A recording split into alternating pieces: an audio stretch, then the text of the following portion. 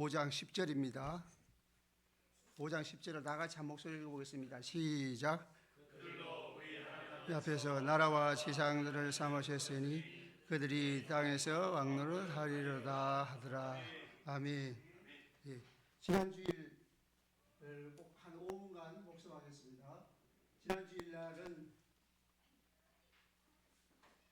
하나 둘 조금만 키워주세요. 볼륨을 조금만 높여주세요.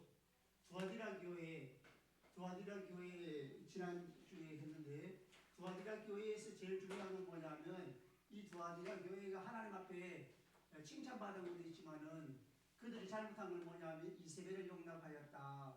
그리고 이세벨을 용납했다는 말은 세상과의 타협입니다.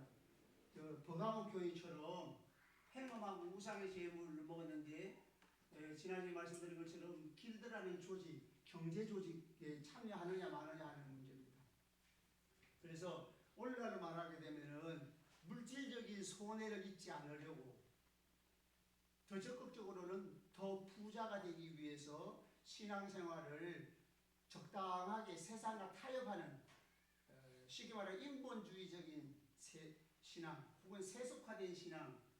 그래서 교회는 다니고 예수를 믿는다고 하는데 행동이 돈에는 절대 타협하지 않고, 돈에 조금이라도 손해가 나면 신앙을 포기하는, 그래서 세상과 타협하는 신앙, 이것을 증명했습니다. 그래서 각 사람의 행위대로 갚아준다 했는데, 이 교훈을 받지 않은 자들도 있죠. 그래서 믿음의 승리자는 끝까지 믿음을 지키고 잘못한 것을 회개하는 자는 만국을 다스리는 권세, 예수님이 세상을 심판하실 때에 그 동참하는 권세와 새벽별, 예수님 자신을 선물로 주겠다 하는 거예요. 예수님 자신을 선물로 주는 건 새벽별 예수님인데, 요한계시록 22장에 가서 보면은 나는 광명한 새벽별이라고 그랬거든요. 예수님 자신이 선물로 준다는 말은 예수님과 연합한 자가 된다는 거죠.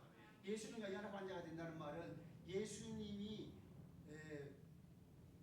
재림하셔서 세세토로 왕노를 하실 때에 그리스도의 신부로서 그 왕권에 참여하는 영광을 주었다는 말이에요. 그 다음 두아디라 다음에요. 빌라델비아 교회, 사대교회, 두아디라 사대교회. 사대교회는 나타나신 모습이 하나님의 7영과 7별을 가지신인데, 7별은 교회의 사자지요. 오늘날은 교회의 지도자입니다. 그러니까 주의 종이지요. 오늘날은 담임 목사님이에요. 그래서 하나님의 7영과 7별을 가지시니라, 이렇게 나타나신 모습은 하나님의 7영 성령과 주의 종이 전하는 말씀을 통해서 성도들이 성화의 과정으로 나가야 되는데, 사대교회는 말로는 믿는데 행위가 죽은 자와 같이 되었어요. 그래서 이걸 책망하시고 회개하라고 말씀하십니다. 그래서 회개한 자는 흰옷을 입을 것이고 생명체에서 결코 치우지 않을 것이다. 근데 여기서 중요한 건 뭐냐면은 더럽히지 아니한 자 몇 명, 행위가 올바르게 성화의 과정으로 나간 몇 명도 하나님이 기억하신다는 거예요. 그래서 사람 눈치를 보지 말고 하나님 뜻에 따라 사는 삶이 되어야 된다. 그 다음에 빌라델비아 교회요. 빌라델비아 교회는 예수님이 나타나신 모습은 거룩하고 진실하사 다윗의 열쇠를 가지신 분. 거룩하고 진실하다는 말은 빌라델비아 교인이 예수님처럼, 예수님이 거룩하고 진실한데 빌라델비아 교인들도 예수님처럼 거룩하고 진실하기 때문에 하나님 나라에 문을 열어놨다는 거예요. 그래서 배반하지 않기 때문에 나도 너를 사랑하고 네가 말씀을 지켰기 때문에 나도 너를 또한 지켜주겠다 하는 겁니다. 그래서 이기는 자, 끝까지 믿음을 지키는 자에게는 성전의 기둥이 되게 할 것이다. 이기는 자는 어떻게 하면 이기는 자예요? 칭찬받은 것을 그대로, 지금 빌라델비아 교회는 책망이 없거든요. 칭찬받은 걸 그대로만 믿음을 지키고 있으면 이기는 자가 되는 겁니다. 그 성전의 기둥이 된다고 했는데, 성도들이 하나님 나라의 요긴한 존재가 되게 해주겠다. 그리고 그 기둥, 그 이 위에 새 이름을 기록한다고 그랬는데, 성전의 기둥, 바로 성도들 위에 새 이름, 성도들 위에 하나님의 이름, 예루살렘의 이름, 나의 새 이름을 기록할 것이다. 그러니까 성도들이 하나님의 백성으로서 혹은 하나님의 자녀로서의 영광을 누리며 새 예루살렘, 영원한 천국의 상속자가 되고, 예수님 높아지신 새 이름, 만왕의 왕이신 예수님이 왕권을 행사할 때 그에 동참하는 그 영광을 주겠다는 말씀이에요. 그 다음에 라오디게아 교회. 라오디게아 교회는 빌라델비아 교회하고는 정반대입니다. 아멘이시고 충성되고 참된 증인이시고 창조의 근본이신 이의 모습으로 나타나는데 라오디게아 교회는 예수님의 모습과 정반대의 모습이에요. 그 교회 성도들은 미지근하다는 것은 단지 열심히 없다는 정도가 아니고 예수님의 모습과 반대되는 모습이 미지근하다고 표현된 거예요. 그래서 이 라오디게아 교회는 미지근하다는 말은 예수님처럼 충성되지도 진실하지도 않고 충성되지도 않고 예수님의 정의 노릇을 하지 아니하는 완전히 미지근한 그런 상태예요. 그래서 창조의 근본이시라는 말은 예수님이 창조주란 말이에요. 주권자라는 말이죠. 주권자이기 때문에 회개하지 아니하면 토하여 버리리라 그랬어요. 이들은 가난하고 눈멀고 영적으로 벌거벗은 것을 알지 못했는데 그래서 너는 불로 단련한 금을 사라 그랬어요. 금을 사려고 하면 뭐가 지출이 돼야 돼요? 돈이 지출돼야 되겠죠. 그러면 경제적으로 손해를 보더라도 믿음을 금보다 귀한 믿음을 가져야 할 것이고 천국의 영광을 바라보는 안약을 발라서 눈을 밝게 하라는 말은 천국의 영광을 바라보고 흰옷을 입어라 사세 입으라는 말은 결국은 삶이 천국의 영광을 바라보고 올바른 하나님의 말씀에 순종하는 삶을 살아야 된다. 그래서 이 라오디게아 교회에 열심히 내가 회개하는데 회개하는 방법은 잘못했는 거 몇 가지 나 이거 잘못했습니다. 저거 잘못했습니다. 몇 가지 잘못했다고 하는 것이 회개가 아니고 근본적으로는 예수님을 문 밖에 세워뒀어요. 라오디게아 교회는. 그래서 이들이 회개하는 방법이 회개하는 방법 C-에 문을 열어라. 예수님을 불신자처럼 문 밖에 세워둔 라오디게아 교인들은 회개하는 방법이 예수님을 주인으로 모시는 삶. 내가 주인이 아니고 예수님이 주인된 삶을 사는 것이 회개의 기본입니다. 그래서 문을 열어라. 그러면 내가 너와 들어가서 더불어 함께 살 것이다. 그리고 이렇게 예수님을 구주로 영접하고 진정으로 예수님이 주인된 삶을 사는 자가 이기는 자가 되고 이 이기는 자에게는 내 보좌에 함께 해주겠다. 예수님의 영광스러운 그 보좌에 함께하는 영광을 주겠다는 것이죠. 그러니까 예수님은 처음부터 끝까지 믿음을 지킨 자도 승리자, 이기는 자고 실수하고 넘어졌어도 잘못했어도 회개하고 믿음을 회복하면 이기는 자가 돼가지고 하나님의 영광의 나라의 주인공이 될 줄을 믿습니다. 그 다음에 넘어가가지고요. 그 다음에 넘어가서 4장 1절부터 11절 지난주에 내생물까지 했는데 하늘이 열린 문이 있죠. 열린 문이 있고 열린 문을 언제 열었다고 그랬어요? 예수님 십자가에 달려 돌아가실 때에 하늘문이 열렸습니다. 그 말은 무슨 말이냐면 예수님 십자가를 통해서 우리 죄가 용서됐기 때문에 죄인이 천국 갈 길이 활짝 열린 거예요. 그래서 이 열린 문은 이미 열려져 있는 문, 수동태 완료입니다. 이미 열려져 있는 문. 그러니까 예수님 십자가에 달려 돌아가실 때에 성소 휘장이 위로부터 아래로 찢어진 것은 이제 성도들의 죄가 용서됐으니 누구든지 예수를 믿는 사람은 바로 하나님 나라에 들어갈 수 있다 하는 걸 보여준 거고요. 나팔소리 같은 음성, 나팔소리나 A-의 번개 음성, 우레, 지진, 우박, 나팔소리, 구름, 연기, 불 이런 것은 하나님 임재의 현상입니다.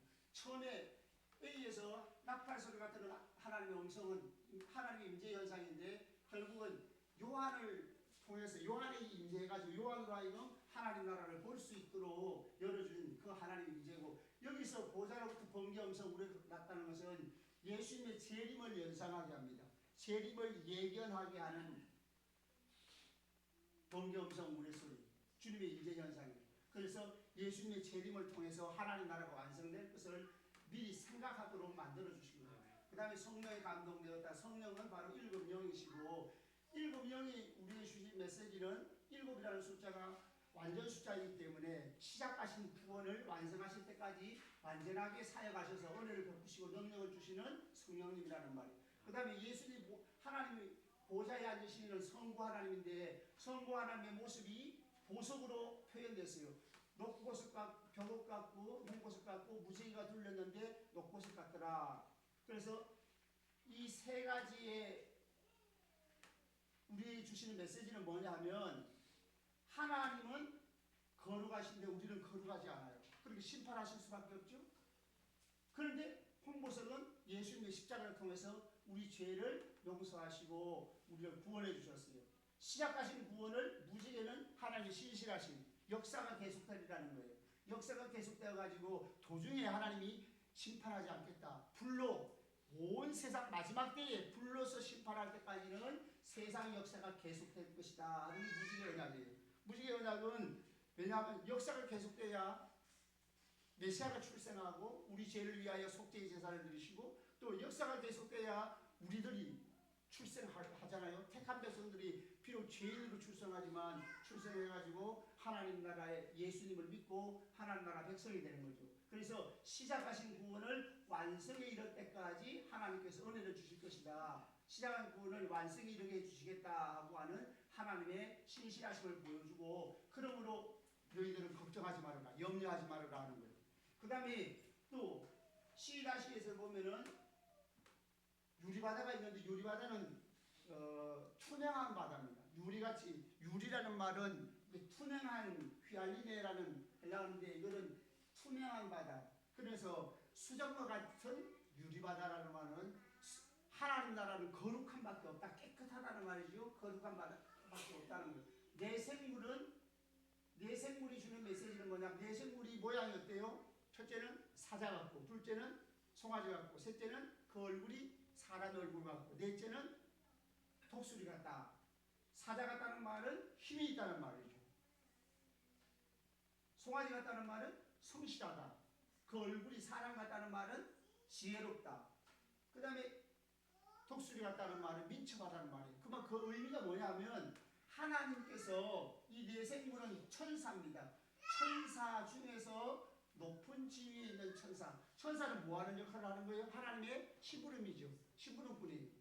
하나님이 하고자 하는 일을 천사를 시켜가지고 하면 천사가 그 일을 이루는데 성도들의 구원을 위해서 내 생물이 역사할 때 하나님의 뜻을 이루기에 부족함이 없는 힘이 있고 하나님의 뜻을 이루어서 성도들에게 구원의 완성에 이르도록 믿음을 지키고 은혜의 삶을 살 수 있도록 또 성실하게 도와줄 것이고 지혜롭게 그리고 민첩하게 도와줄 것이므로 너희들은 세상에서 아무리 고난을 받는다 하더라도 걱정하지 말아라. 하나님이 결코 시작하신 구원을 완성에 이르게 해줄 것이다 하는 그런 메시지가 있어요. 그러니까 보좌에 앉으시니 벽옥, 홍보석, 무지개 같은 녹보석이나 내생물이나 메시지가 같은 거예요. 그래서 이 4장이 주는 우리에게 주시는 메시지는 시작하신 구원을 완성에 이르게 할 때까지 완전하게 사용하시는 하나님의 역사를 믿고 신뢰하고 걱정하지 말아라. 두려워하지도 말아라. 담대하라. 아무리 고난이 있더라도 박해가 있더라도 너희들은 결코 버림받지 아니하고 영원한 천국에 들어가게 될 것이다 하는 메시지를 주고 있어요. 그 말은 무슨 말이냐 하면은 하나님이 주권자라는 말이에요. 그래서 이 24장로들이 하나님을 찬양을 하는데 24장로들은 누구라 그랬어요? 24장로들이 누구라 그랬죠? 성도들의 대표. 성도들의 대표예요. 그러면 24장로는 어디서 나왔을까요? 보통 이제 목사님들이 24장로를 교회의 대표, 성도의 대표라고 하는데 많은 사람들이 24장로를 구약의 12사도, 12지파, 신약의 12사도 해가지고 24장로라고 하는데 그거는 조금 안 맞는 말 같아요. 왜냐하면 하나님의 백성을 얘기할 때는 12지파밖에 없어요. 하나님의 백성 얘기할 때는 12사도가 끼어들 자리가 없는 거예요. 12라는 숫자가 하나님 백성의 숫자지 24라는 숫자는 하나님 백성의 숫자가 아니에요. 그래서 24장로는 12지파, 12사도, 신약과 구약의 대표를 합해가지고 24장로가 아니고 이 배경은 역대상 24장에서 온 겁니다. 한번 찾아보겠습니다. 잠깐. 요거는 이제 왜냐하면 우리가 헷갈리기가 쉽고 착각하기가 쉬운 말씀이라서 한번 찾아보는 거예요. 역대상 24장. 역대상 24장은 그 본문이 뭐냐 하면 다윗 시대에 24제사장을 선출해가지고 24제사장이 순서대로 하나님을 예배하는 데에 수종을 들었어요. 어떻게 수종을 들었나 하면은 그 조상 다윗이 그 조상 아론이 하나님께서 지시받은 대로 아론에게 하나님이 지시하신 그 순서 그 직무를 지시한 규례대로 직무를 수행하였다는 거예요. 그래서 24장 3절에 보면 다윗이 엘르아살 자손 사독과 이다말의 자손 아히멜렉과 그들 나누고 각각 그 섬기는 직무를 맡겼는데 해가지고 4절부터 쭉 나와요. 나와가지고 24명 마지막 19절 읽어보겠습니다. 19절 시작. 이와 같은 직무에 따라 여호와의 성전에 들어가서 그의 아버지 아론을 도왔으니 이는 이스라엘의 하나님 여호와께서 명하신 규례더라. 그 아버지 아론이라고 했는데 아버지 아론이 아니고 이거 번역이 조금 매끄럽지 못한 아버지라는 말이나 조상이라는 말이나 같은 단어이기 때문에 이렇게 아버지라고 번역을 했는데 사실은 조상이에요. 그 선조 아론이 이스라엘 하나님 여호와께 받은 규례를 따라 예배를 드리게 되었다라는 뜻이에요. 그러니까 아론이 그 조상 아론이 하나님께 받은 지시받은 규례대로 실천을 했는데 누구 시대에? 다윗 시대에 24제사장을 세워서 하나님을 반차를 따라 차례대로 하나님을 섬기는 예배를 드리는 데 직무를 수행했다는 거예요. 그러니까 24장로는 구약의 24제사장이 배경 구절이라고 볼 수 있어요. 지금 제가 이 얘기를 왜 하는 거죠?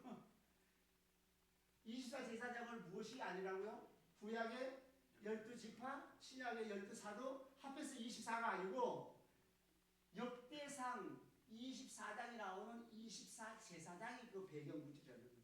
그러면 제사장이 여기서는 장로로 표현됐어요. 대표자로. 하나님을 섬기는 데 온 이스라엘 백성들이 하나님을 섬기지만은 누가 대표적으로 나가서 섬겨요? 제사장이 나가서 섬기는 것처럼 장로는 또 대표잖아요. 그러니까 24제사장을 배경 구절로 해서 24장로라고 했어요. 그러면은 그 배경이 24제사장이니까 이 성도들의 대표는 제사장적 대표란 말이에요.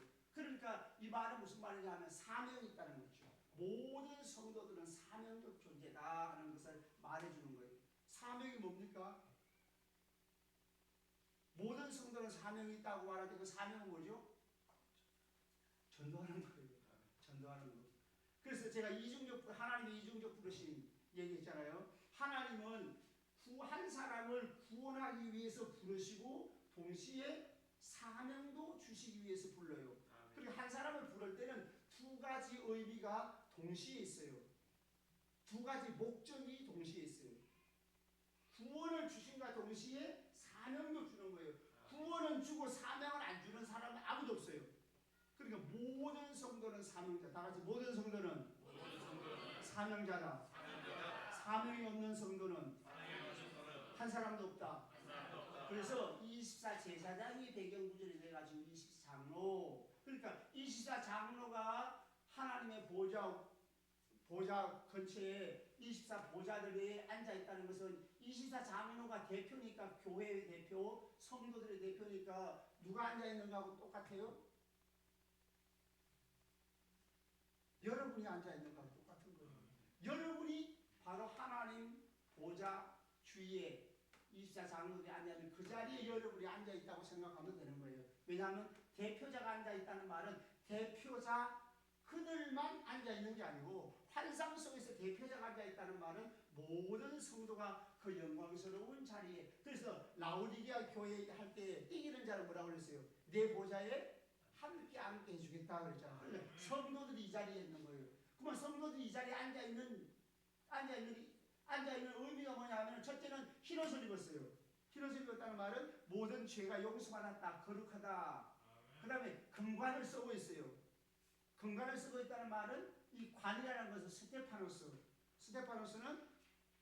승리자가 받는 관이에요. 영적 전쟁에서 승리한 자. 영적 전쟁은 두 가지예요. 믿음을 지키는 내적인 전쟁, 그 다음에 복음을 전하는 외적인 전쟁. 그러니까 영적 전쟁에서 승리한 자가 바로 앉아있어요. 누가? 바로 여러분들이. 그래서 천국 가는 성도들은 믿음을 지키고 사명을 다하는 성도들입니다.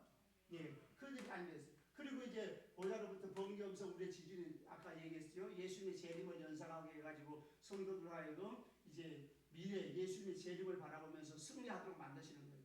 그 24 장로들이 금가를 쓰고 있는데 24 장로들이 기다시에서는 24 장로들이 자기들의 관을 보좌 앞에 드리면서 하나님을 찬양해요. 자기가 쓰고 있는 관을 보좌 앞에 내어드립니다. 왜 내어드릴까요?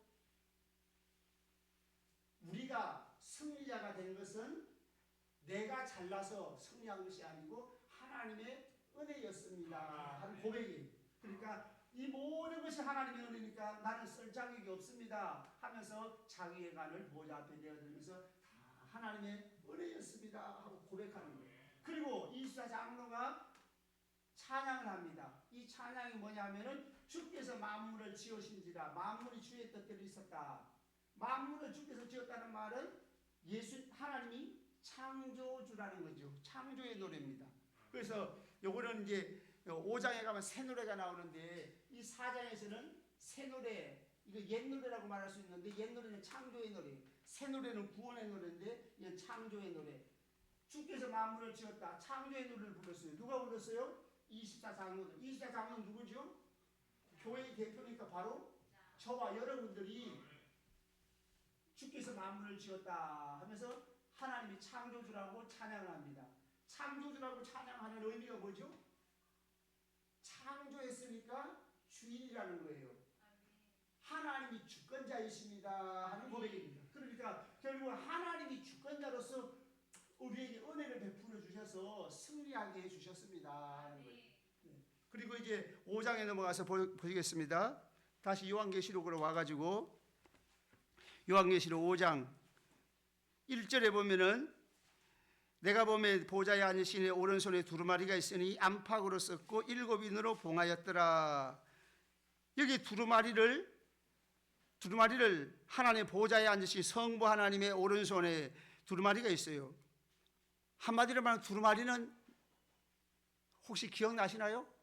2년 전에 해가지고 그래서 책을 보셨으면은 그래서 다음 주부터 3주는 이제 다니엘 기도회가 있으니까 오후 예배가 안 드리고 저녁에 기도회에 참석하는 거잖아요. 그 3주를 지나고 난 다음에 그 다음 주에 오실 때에 6장과 7장을 꼭 읽어오시기 바랍니다. 6장과 7장을 2번 읽어오시기 바랍니다. 6장과 7장을 2번을 읽어오시고 5장은 이미 읽어보셨을 테니까 두루마리가 계속 나오는데 두루마리는 다 같이 두루마리는 하나님의 구원 계획, 하나님의 구원 계획이라고 봐야 돼요.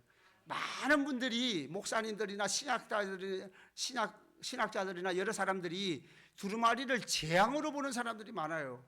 그래가지고 모든 걸 헷갈리는 거예요. 그래서 요한계시록 읽기가 두려워요. 겁이 나요. 무서워요.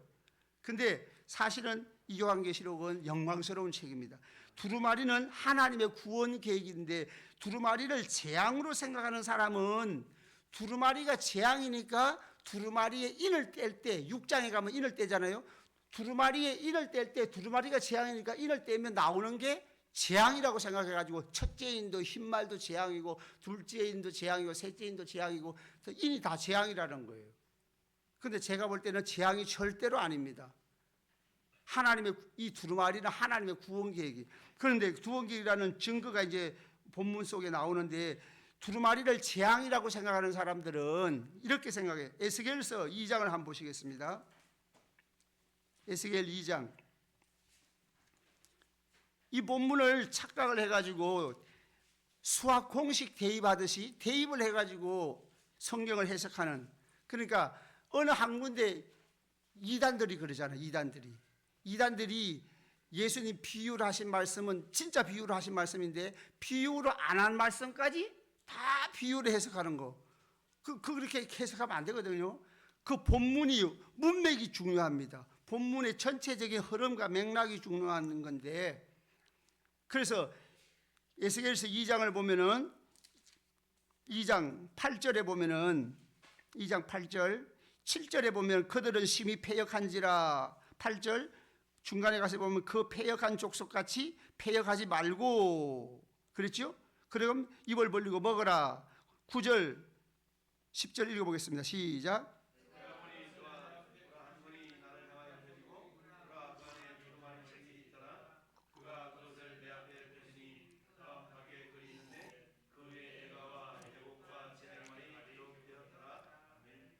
그 두루마리를 책을 폈는데 안팎에 글이 있잖아요.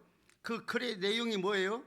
애가와 애국과 재앙의 말이 기록되었더라.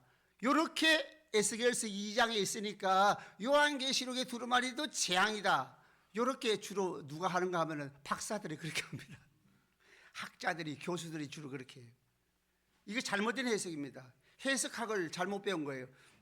해석학을 잘못 배운 건데, 이거는 첫째로 요한계시록에서 나오는 두루마리와 에스겔서에 있는 두루마리는 달라요. 뭐가 다르냐 하면은 요한계시록에 나오는 두루마리는 인으로 봉해져 있어요. 근데 여기는 인으로 봉해져 있지 않아요. 그 다음에 이 대상이 다릅니다. 대상이. 에스겔 2장에 있는 두루마리의 내용, 이 재앙의 말이 기록되어 있는 이 두루마리의 그 대상은 누구냐면 아까 읽었죠. 7절에 보면 그들은 심히 패역한 자라. 8절에 그 패역한 족속까지 패역하지 말고 이걸 먹어가지고 전하라. 그래서 3장에 가서 보면 에스겔서 3장에 가서 보면 3장 중간에 보면 이 두루마리를 먹고 가서 이스라엘 족속에게 말하라 그랬잖아요. 그러니까 3절에 가서 보니까 배에 넣어서 창자에 채우라. 먹으니 내 입에 달기가 꿀 같더라. 비슷하잖아요. 요한계시록에 나오는 두루마리의 내용하고 비슷해요. 비슷하다고 해도 똑같은 건 아니에요. 다른 게 뭐라고요? 첫째는 인으로 봉해져 있지 않고, 요한계시록에서 인으로 봉해져 있고, 그 다음에 흐르는 맥락이 달라요. 여기 이 두루마리는 누구가 대상이에요? 이 재앙의 말이 기록된 에스겔의 두루마리는 대상이 패역한 이스라엘 족속에게 두루마리 내용대로 재앙의 말이 기록되어 있으니까 그걸 먹고 전해서 이스라엘 백성들이 재앙이 내릴 거니까 회개하고 재앙을 받지 않도록 해라는 거예요. 재앙의 말이 기록되어 있다고요. 근데 요한계시록에 나오는 두루마리는 대상이 누구냐 하면 성도예요. 성도. 믿음이 충만한 자들, 믿음, 고난 속에서도 믿음을 지키는 자들. 그러니까 고난 가운데서도 박해를 받으면서도 믿음을 지키고 신실한 자들, 그들이 대상이 두루마리는 인으로 봉해져 있어요. 그건 하나님의 구원 계획이 예수님 재림하셔서 하나님 나라가 완성될 것이다 하는 걸 보여주는 하나님의 구원 계획을 보여준 거예요. 근데 이 에스겔서에 나오는 두루마리는 패역한 자들, 하나님을 떠나고 우상을 섬기고 악을 행하는 이스라엘 백성들에게 재앙이 내릴 것이다 라고 하는 두루마리의 내용이에요. 그리고 전혀 다른 거예요. 그리고 이거를 갖다가 요한계시록을 갖고 와가지고 요한계시록에 있는 두루마리가 에스겔에 있는 두루마리하고 같다 생각하면은 요한계시록 전체가 다 틀어지는 거예요. 다시 돌아와가지고 5장으로 가서 요한계시록 5장에 안팎으로 쓰고 7인으로 봉하였더라. 그러면 이 두루마리는 인으로 봉해져 있는데 이걸 보려면은 인으로 봉해진 것을 떼야 되겠죠. 봉해진 인을 떼고 봉해진 것을 펼쳐봐야 되는 거예요. 그러면 인을 떼고 봉해진 두루마리를 본다는 말이 무슨 말이냐 하면 하나님의 구원 계획이 집행된다는 뜻이에요. 하나님의 구원 계획이 집행되어 간다라는 뜻이에요. 근데 만약에 이 두루마리의 인을 떼지 않고 펼 수가 없으면 하나님의 구원 계획을 집행할 수가 없어요. 그러면 하나님의 구원 계획이 집행되지 않으면 어떤 일이 생기죠? 예수님의 재림이 없어요. 그럼 고난 속에 있는 성도들은 누구로부터 위로를 받죠? 무엇을 근거로 해가지고 믿음을 지키냐 말이에요. 예수님의 재림이 와야 우리가 순교를 당하더라도 영광스럽게 부활해가지고 영원한 나라에 들어갈 건데, 하나님의 구원 계획이 집행되지 않으면, 다시 말하면 두루마리 인을 떼서 펴서 보는 것이 하나님의 구원 계획이 집행되는 건데, 하나님 구원 계획이 집행되어야만 예수님이 재림하셔서 우리가 고난 속에서도 믿음을 지켰던 것에 대하여 보상을 해주시고 영원한 영광의 나라로 구원의 완성에 이르게 해줄 거란 말이에요. 근데 문제가 생겼어요. 자, 한번 보겠습니다. 3절 읽어보겠습니다. 3절 2절에 보면 누가 그 인을 떼기에 합당하냐 하니 3절 5장 3절 시작.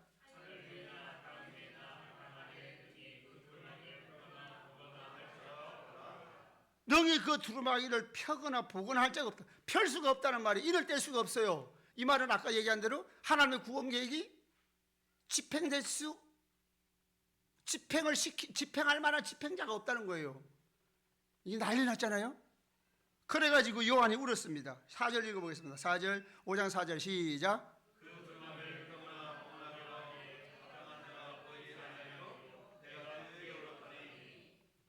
예, 요거 5장으로 넘겨주세요. 그래가지고 요한이 크게 울었어요. 크게 울은 이유가 뭐죠? 방금 제가 설명한 대로 펴거나 보거나 할 자가 없으니까 하나님의 구원 계획이 집행이 안 되는 거죠. 이거를 두루마리가 봉해져 있는 상태를 펴야 되는데, 인을 떼야 되는데 뗄 자가 없으면 하나님의 구원 계획이 집행되지 않는다는 말은 예수님이 재림하지 않는다는 말이에요. 그러니까 요한이 이거 큰일 났구나 하고 통곡을 한 거예요. 이것이 두루마리가 하나님의 구원 계획이라는 증거예요. 만약에 하나님의 구원 계획이 아니고 재앙이라고 말하면, 두루마리가 재앙이라면 요한이 울 이유가 없죠. 재앙이 내리지 않을 것 같아서 울었다. 그 말이 안 되잖아요. 집행되는 거니까. 이게 재앙이라면 하나님의 구원 계획이 아니고 재앙이라면 재앙이 집행되지 않을 것 같아서 울었다. 그런 사람이 어디 있어요? 그렇게 악한 사람이. 더구나 사도 요한이. 그러니까 사도 요한은 하나님의 구원 계획이 집행되지 않을 것 같으니까 울었다, 이렇게 이해하는 것이 가장 합리적인 해석입니다. 그런데 이제 장로 중에 하나가 말합니다. 유다 지파의 5절에 유대 지파의 사자 다윗의 뿌리가 이겼다. 유대 지파의 사자라는 말이나 다윗의 뿌리라는 말은 메시아에 대한 별칭입니다. 메시아가 계시다. 그분이 누구예요? 예수님이죠. 6절에 보면 어린 양이 서 있는데 일찍이 죽임을 당한 것들아, 십자가에 달려 들어가신 예수님이 그 일곱 인을 떼시리라 하는 거예요. 일곱 눈과 일곱 뿔과 일곱 눈이 있다는 말은, 이 눈들은 성령이라고 그랬어요. 일곱 영이라고 그랬어요. 일곱 뿔이라는, 어린 양에 일곱 뿔이 있다는 말은 예수님이 하나님의 구원 계획을 집행하실 힘이 있으시다, 그런 말이에요. 그 다음에 하나님의 일곱 영이라는 말은 성령을 통하여 이 일을 이루실 것이다 라는 말입니다. 그 다음에 넘어가 가지고 7절 다 같이 읽어보겠습니다. 7절 시작.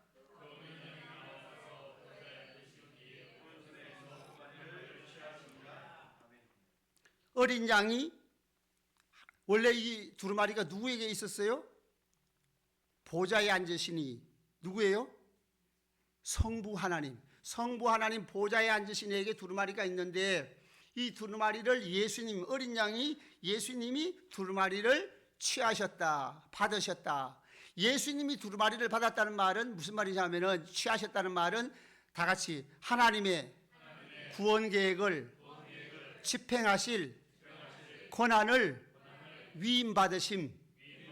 그래서 이거를 신학자들은 천권 위임식이다, 천권 이양식이다.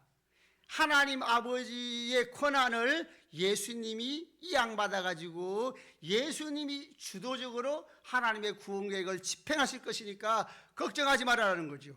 이제는 모든 하나님의 구원 계획이 누구 주도적으로 해나가셔요? 예수님이 주도적으로 해나가셔요. 그렇다고 해서 예수님이 성부 하나님을 제쳐놓고 일하시는 건 아니에요. 요한복음에 보면 내가 아버지께 들은 대로 본대로 행한다 그랬어요. 그러니까 성부, 성자, 성령 하나님이 같이 함께 일하시지만은 요한계시록의 표현에서는 성자 예수님이 이제 주도적으로 하나님의 구원 계획을 집행해 나가신다는 거예요.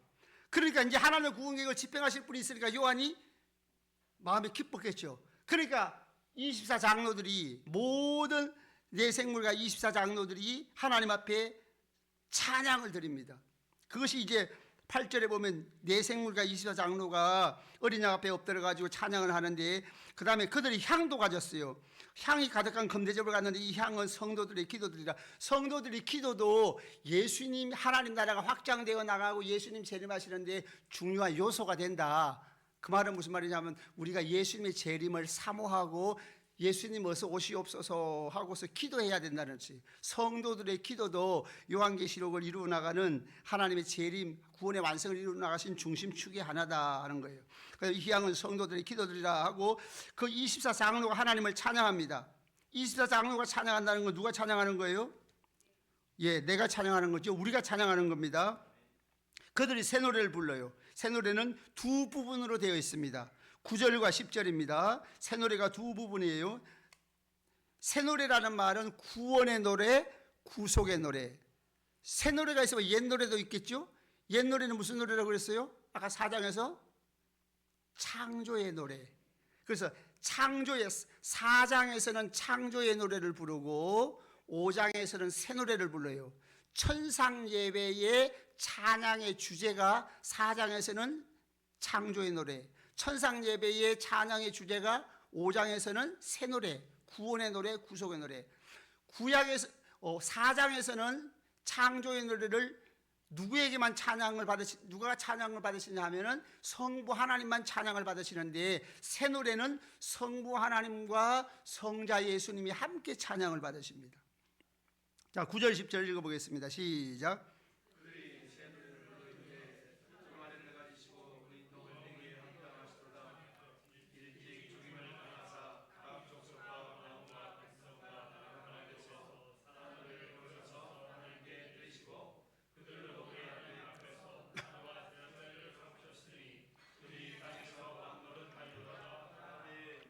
(9절과) (10절이) 나누어지는데요, 9절에서는 하반절에 보면은, 중간에 보면은 일찍이 죽임을 당하사, 이건 예수님의 십자가를 얘기해요. 십자가를 통하여 사람들을 피로 사서 하나님께 드리시고, 피로 사서 하나님께 드리시고라는 말은 성도들이 죄를 용서받고 하나님의 백성이 되었다, 하나님의 자녀가 되었다라는 뜻이에요.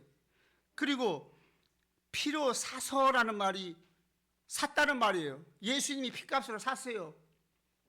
누구에서 샀어요? 어디에서 샀어요? 마귀로부터 산 거 아닙니다. 마귀로부터 샀다는 거,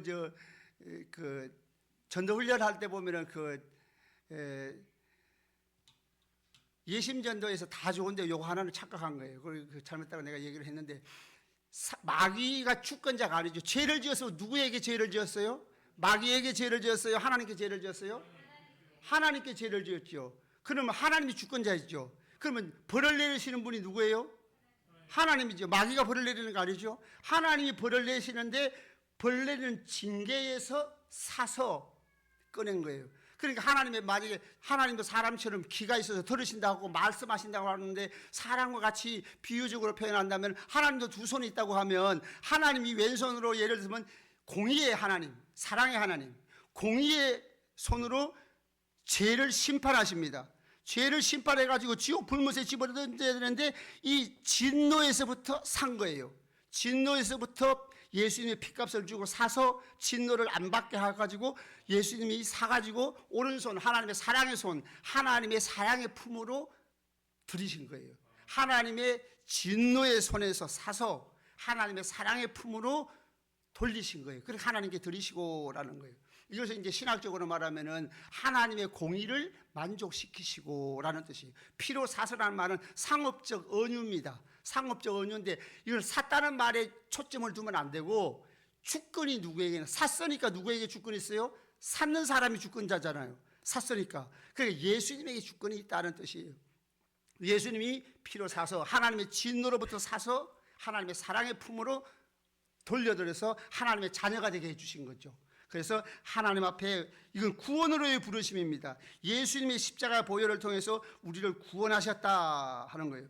구원과 동시에 하나님은, 아까 얘기했죠, 하나님이 우리를 부르실 때는 이중적 부르심, 구원으로의 부르심, 동시에 사명으로의 부르심. 그러면 10절은 뭐냐 하면 사명으로의 부르심이에요.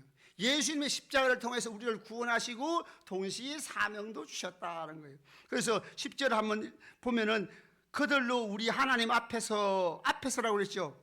하나님 앞에서는 말이 토데오라는 말인데, 토데오란 말은 그 1장 6절에 가서 봐요. 1장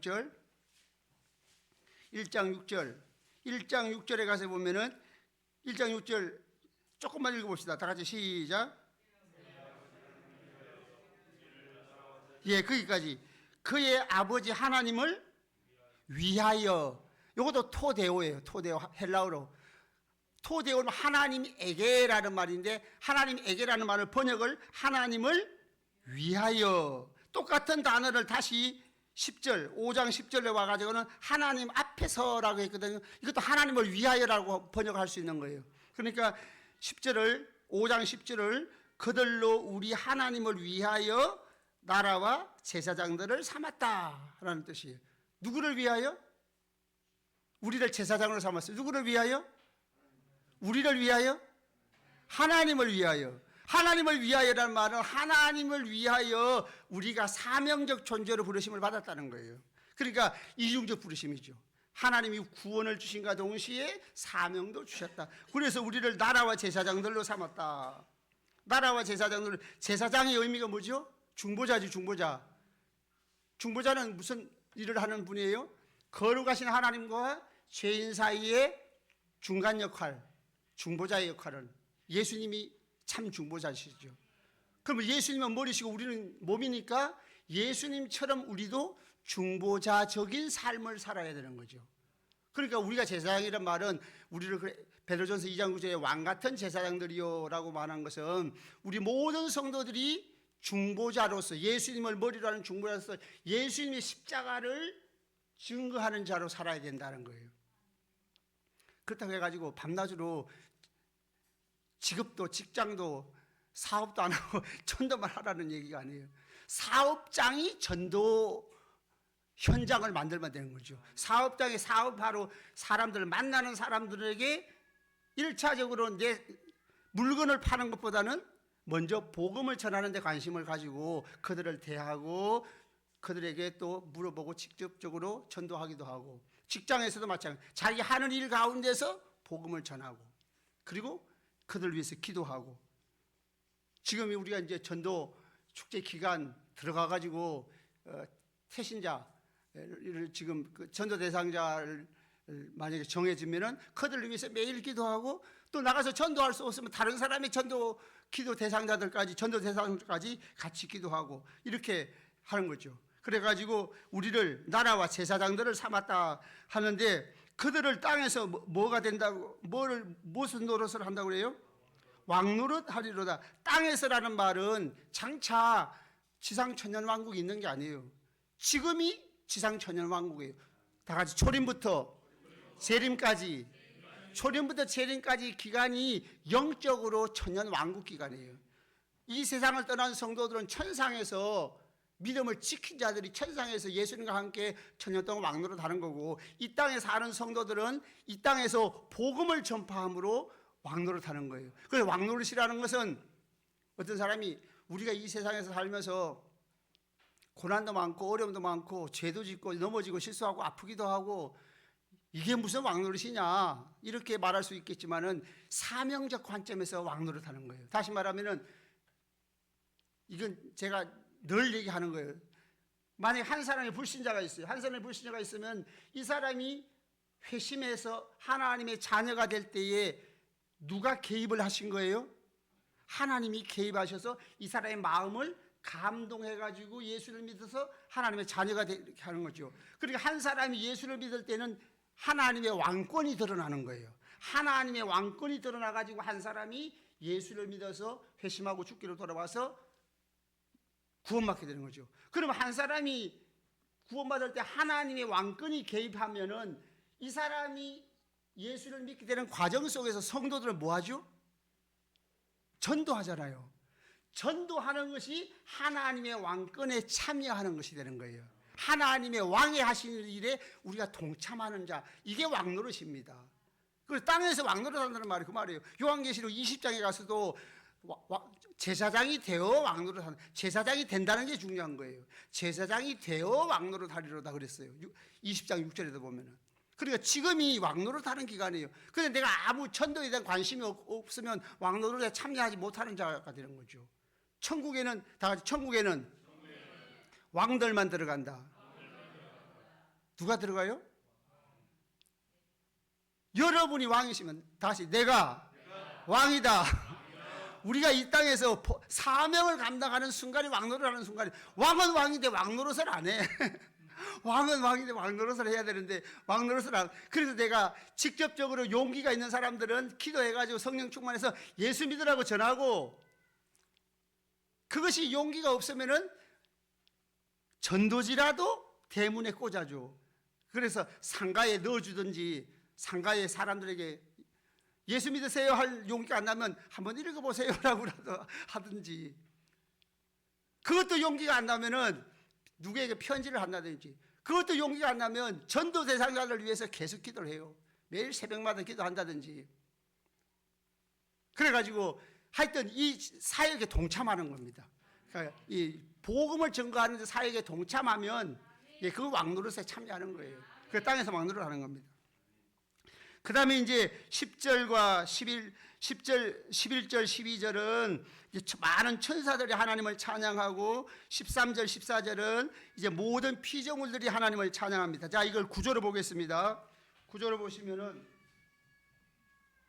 5장에 주권을 이양 받으신 예수님, 주권을 이양 받으신 예수님, 보좌에 앉으신 이가 있는데, 보좌에 앉으시는 두 마리 하나님의 구원 계획을 가지고 있죠. 구원 계획은 7인을 봉하였는데, 이 하나님 보좌에 앉으신 이가 어린 양에게 찬양을 하죠. 두루마리를 가지고 계신, 하나님 구원 계획을 가지고 계신 그 하나님께서 모든 피조물들이 성부 하나님과 성자 예수님에게 찬양하고 경배합니다. 그 다음에 비와 비다시는 크게 울었어요. 왜 울었어요? 두루마리가 7인을 봉했는데 피하거나 복을 할 자가 없으니까 크게 울었어요. 그런데 장로 중에 한 사람이, 어린 양이 그 두루마리 인을 떼시리라, 그분이 일찍 죽임을 당한 것 같다고 그랬죠. 그리고 비다시에는 죽임을 당하신 어린 양이 찬송을 받으시기 합당하다 찬양을 합니다. 두루마리를 시에서는 취하시다, 하나님의 구원 계획을 집행하실 권한을 위임받으셨어요. 그리고 시가에서는 이 두루마리를 예수님이 인목을 떼기 합당하다고 찬양을 하지요. 피로 사서 제사장이 되어 왕노릇 한다. 하나님 이중적 부르심. 그래서 이 내용이 바로 뒤에 24장로가 새 노래를 불렀다는 새 노래의 내용이죠. 새 노래는 구원의 노래, 구속의 노래입니다. 그래서 구속의 노래는 두 부분으로 되어 있어요. 피로 사서 우리를 구원으로 부르시고 또 사명을 주셨다 하는 겁니다. 그 다음에 넘어가가지고 6장을 보시겠습니다. 6장 전반부를 첫째인 보시겠습니다. 6장 1절을 다 같이 읽어보겠습니다. 시작.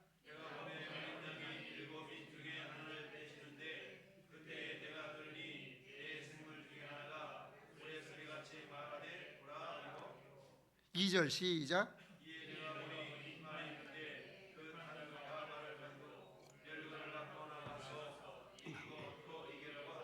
예. 2000년 역사 가운데서 천년 왕국만큼이나 논쟁이 된 것이 흰말입니다. 흰말이 뭐냐 하는 거예요. 어떤 사람은 예수님이라고, 어떤 사람은 적그리스도, 완전히 반대되는 견해가 나왔어요. 어떤 사람은 예수님이라고 해요. 어떤 사람은 적그리스도라고 그래요. 또 어떤 사람은 전쟁이라고 그래요. 흰말이니까 이게 전쟁하는 모습, 이기고 또 이기고 활을 가지고 있다고 그랬잖아요. 근데 그 성경 본문을 자세히 보면 성경 본문에 답이 있어요. 첫째로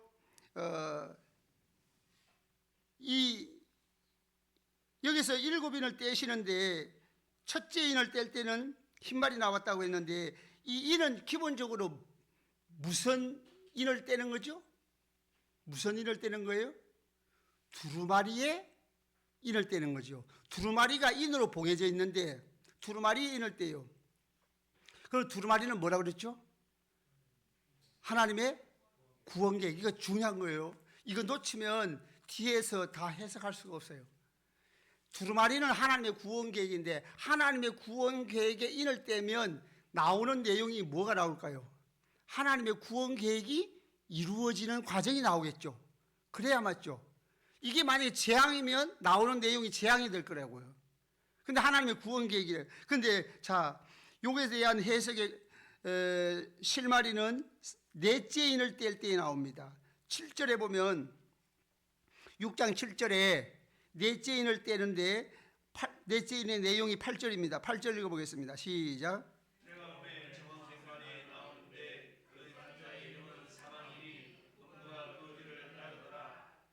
예, 거기까지만. 탄자의 이름은 청황생말 넷째 인을 뗄 때만 나옵니다. 첫째 인, 둘째 인, 셋째 인을 뗄 때는 탄자의 이름이 없어요. 탄자의 이름은 넷째 인을 뗄 때만 나와요. 그래서 이것이 신학자들은 해석의 실마리다. 해석의 실마리가 되는 거예요. 그러면 탄자의 이름이 뭐예요? 사망. 근데 청황생말은 누가 해석을 해도 똑같아요. 죽음이라는 거예요. 죽음. 청황생말은 푸르스름한 말인데 푸르스름한 색깔이 사람이 죽으면 시신의 색깔하고 비슷한 청황색말이기 때문에 청황색은 죽음을 얘기한다. 그리고 실제로 그 8절 하반절에 보면 검과 흉년과 사망과 땅의 짐승들로서 죽이더라. 그러니까 청황색 말은 시신의 색깔인데 이게 죽음을 얘기한다. 그런데 탄자의 이름이 뭐예요? 탄자 이름이? 자, 읽어보겠습니다. 다시 8절 시작. 예, 탄자 이름이 뭐예요? 그러면 청황색의 색깔하고 탄자의 이름하고 달라요, 같아요? 같죠. 그러면 요한계시록을 해석할 때 있어서 색깔의 의미를 무시하지 말라는 뜻이에요. 색깔의 의미를 반영해야 된다. 그러면 첫째 말로 돌아와서 첫째 말은 무슨 말? 2절에 흰말. 흰말의 흰색을 나쁘게 해석할 수 없는 거예요. 적그리스도라고 해석할 수 없는 거예요. 전쟁이라고 해석할 수가 없어요. 나쁘다고 해석할 수 없어요. 흰말의 흰색은 거룩과 승리, 거룩과 승리를 상징하는 색깔이에요. 흰색은. 그러니까 흰말이 나왔다는 건 거룩한 무엇에 대한 이야기다. 거룩한 무엇이에요. 그 무엇이라는 것은 그 뒤에 나온 그 탄자가 뭐를 가졌어요? 활을 가졌죠. 활은 전쟁을 상징합니다. 활이나 검은 전쟁이에요. 예수님이 19장에서는 뭘 가지고 나오셨어요? 19장에 가면 예수님 재림하실 때에 검을 가지고 나오죠. 검은 싸우는 거잖아요. 전쟁입니다.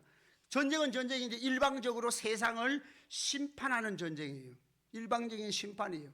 여기서 활이 나왔다는 것은 활도 전쟁이에요. 전쟁에 사용하는 거죠. 그러면 흰색은 무슨 뜻이라고 그랬어요?